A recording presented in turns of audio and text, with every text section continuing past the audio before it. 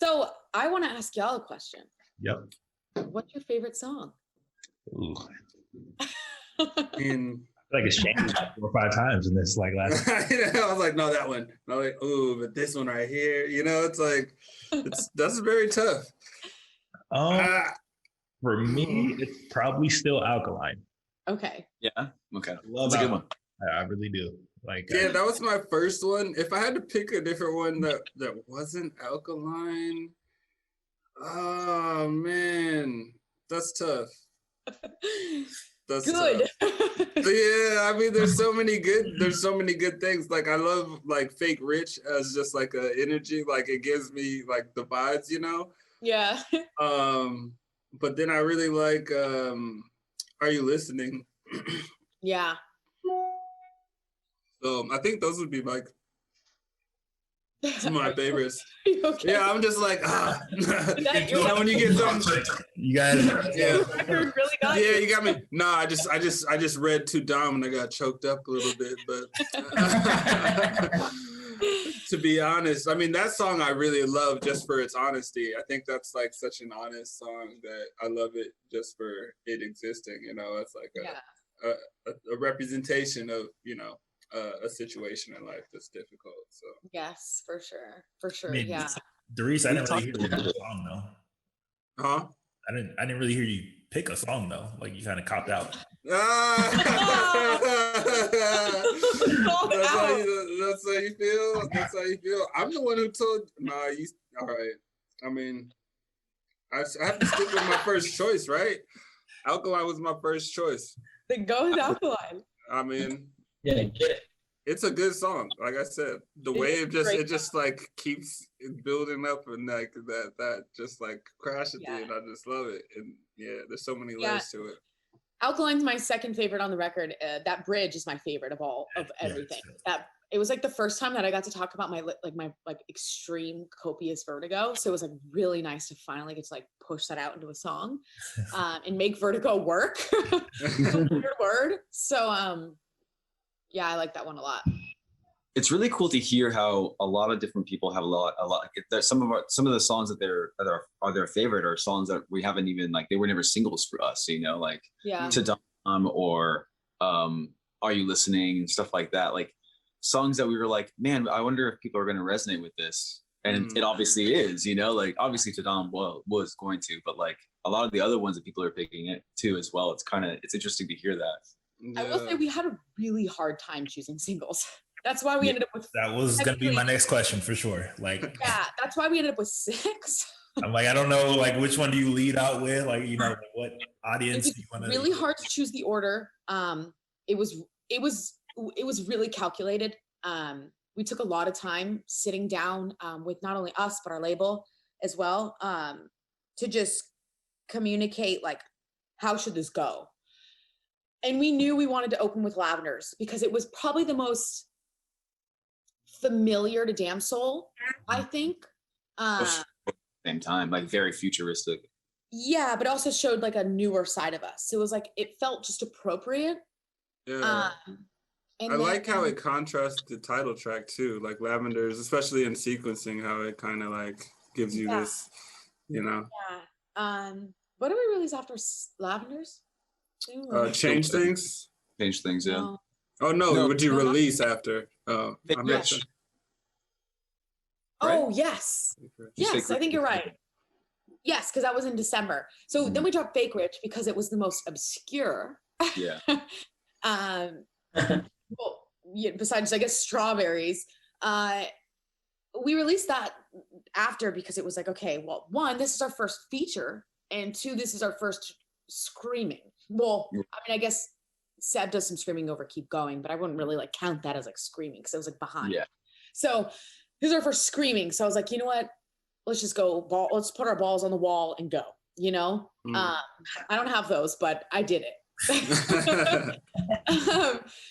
And then we did Sad, which was just a push back. So we kind of did this thing where it was like, you know who we are, you don't know who we are. You know who we are, you don't know who we are.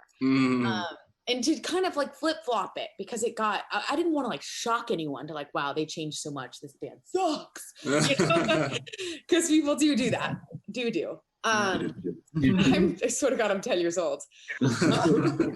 So yeah, it was really calculated and it was really difficult. We almost made On the Loose a single, but we were like, you know what? I think we should go like with something a little bit more uplifting. So we chose Alkaline instead, which I think was a great idea. I thought that song, it's so good. But it was hard. It was really hard. Yeah. Honestly, if in a perfect world, we would do music videos for every single one of them. You know, Yes, like it would be great if we could. And maybe on our third record we'll be able to have that opportunity. But I don't know. We're just happy to even be able to do the 6 that we did. Yeah. It makes me sad when songs don't get music videos. I feel like they get left out.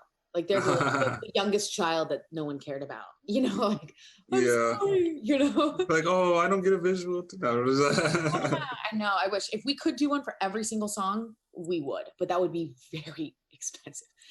Sure. Strawberries was a very good music video though. Like, which one?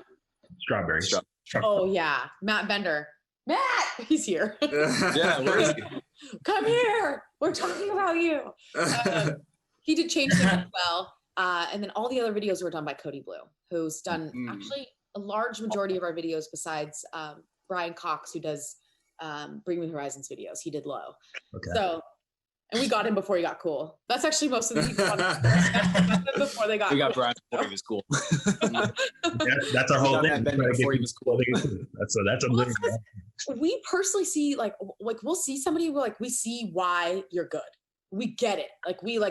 No one's given you the chance yet, and we're gonna give you that chance. Like we've done that with like a lot of people. Like Matt Bender, like his first tour ever was with us, and then a year later he was touring with Scott Stapp of Creed. All That Remains. He was like doing tours, and all it took was somebody to just be like, "Hey, we think you're good. Come on." Like that's all it took. That was it. And so yeah, I mean, I'm not personally saying that Kevin Thrasher and everyone else got good careers because of us. That's like so not true. But they got good careers because they're good. But we just see the potential, and we're like, hey, like we would love to pay you to come make stuff for us. So yeah. And people see that from us too. Like they obviously see what we're trying to do, which is like, you know, something that's like next level. And so they're willing to take that risk on us too. People who are obviously more established than us, like Kevin and, you know, like John Espy and everyone, you know, like our team is so dope, and we're so happy and so thankful that we've kind of created this family unit, because we really do love and respect and encourage everyone to do well. You know? Can you write us some music? Help us write some nice songs. Yeah. Absolutely terrible British accent, so don't ever ask me to. I saw Aldo said he likes Dead Flowers. I did like Dead Flowers too. I really liked the lyric. I finally embraced the rain. Like just that sentiment, and like I rethinking it, like I played that back in my head, and it was just like, damn, embracing the rain, you know, like when it rains it pours, right? Or like you know, or like even old school R&B classes, like Can You Stand the Rain, you know, you think about songs, and so like I finally embracing the rain is like yeah. And then the lyric right after that is my favorite. It was like that song was my moment of like realization.